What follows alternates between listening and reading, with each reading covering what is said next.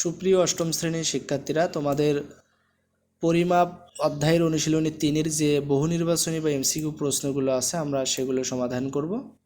তো এখানে 1 নম্বর প্রশ্নে বলা হচ্ছে ব্রিটিশ এককে ডেকা অর্থ কী? 10 গুণ, 100 গুণ, দশমাংশ নাকি শতাংশ? তাহলে দেখেন, আন্তর্জাতিক পরিমাপ পদ্ধতিতে ডেকা বলতে বোঝায় 10 গুণ। যেমন 1 ডেকামিটার সমান হচ্ছে 10 মিটার। তাহলে সঠিক উত্তর হবে 10 গুণ। প্রশ্ন 2, একটি আয়তাকার ক্ষেত্রে ক্ষেত্রফল 10 হেক্টর, এর এওরে প্রকাশিত মান কত হবে?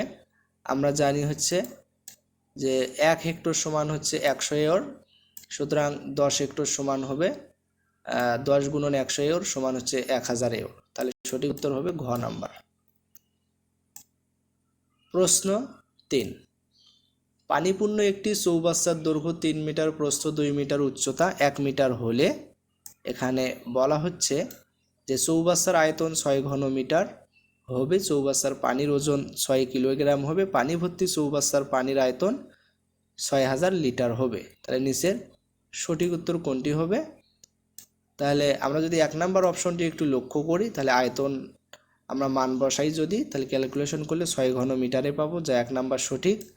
আর 2 নম্বর অপশনটি 1 ঘনমিটার পানির ওজন হচ্ছে 1000 কেজি, তাহলে 6 ঘনমিটারের ওজন হবে 6000 কেজি। বিবৃতিতে ভুল, কারণ এখানে মাত্র 6 কেজি বলা হয়েছে, তার মানে 2 নম্বরটা সঠিক নয়।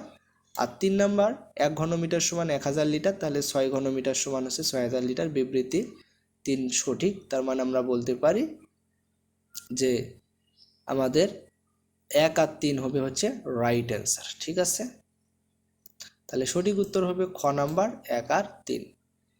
এরপরে এখানে একটা উদ্দীপক দেওয়া আছে, নিচের উদ্দীপকের আলোকে 4 ও 5 নম্বর প্রশ্নের উত্তর দাও। একটি আয়তাকার বাগানের ক্ষেত্রফল 400 বর্গমিটার, প্রস্থ 16 মিটার। এখন 4 নম্বর প্রশ্নে বলা হচ্ছে বাগানের পরিসীমা কত মিটার? তাহলে দেখেন, প্রথমে দৈর্ঘ্য বের করি, তাহলে দৈর্ঘ্য ইকুয়াল ক্ষেত্রফল ভাগ প্রস্থ, এখান থেকে পাইলাম 25 মিটার, তাহলে পরিসীমা 2 ইন্টু দৈর্ঘ্য যোগ প্রস্থ, তো এখান থেকে আমরা পাবো 82 মিটার।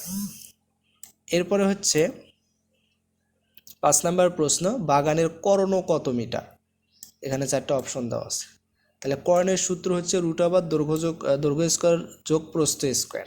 ঠিক আছে, দৈর্ঘ্য স্কোয়ার যোগ প্রস্থ স্কোয়ার কর্ণ নির্ণয়ের সূত্র।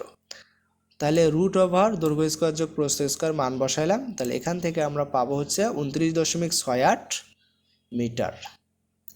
তো আশা করি তোমরা অবশ্যই প্রশ্নগুলো বুঝতে পেরেছ। পরবর্তী ভিডিওর আমন্ত্রণ জানিয়ে এখানেই শেষ করেছি। সবাইকে ধন্যবাদ।